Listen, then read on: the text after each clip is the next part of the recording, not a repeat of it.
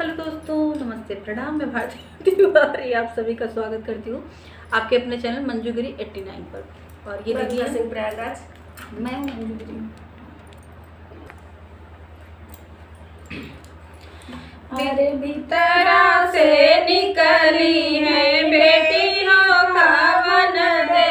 अरे बेटी हो कावन दे, अरे सिंचली है बाबा फूलवारी रे लालन माया, अरे सिंचली है बाबा फूलवारी रे लालन माया, घोड़वा चढ़ल आए दुल्हे कावन रामा, दुल्हे कावन रामा, लबकी धराई दाहिन बाहरे लालन माया, रे लबकी धराई दाहिन बाहरे लालन माया, छोड़ऊ ना छोड़ऊ प्रभु दाहिन बहिया, अरे दाहिनी बहिया, अरे बहिया लपसु कुंवारी रे लालन माया, रे बहिया लपसु कुंवारी रे लालन माया, कि तो ही मोरी दाना सचवा के ढारनियर किया तो है गड़ल सोनार रे लालन माया, रे किया तो है गड़ल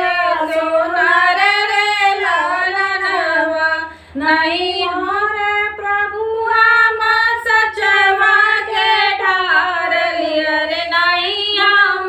गड़ल सोनार रे लालन माया, रे नहीं हम गड़ल सोनार रे लालन माया, मायनी बाप मिली जन्म दी है सूरत गढ़न भगवान रे लालन माया, अरे सूरत गढ़न भगवान रे लालन मायनी बाप मिली जन्म दिए अरे सूरत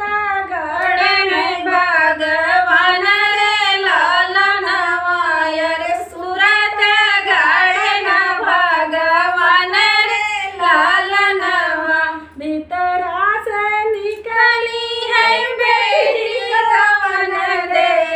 बेटी कावन दे, अरे सिंह जाई बाबा फूलवारी रे लालन माया, अरे सिंह जाई बाबा फूलवारी रे लालन माया। तो दोस्तों, ये गीत कैसा लगा कमेंट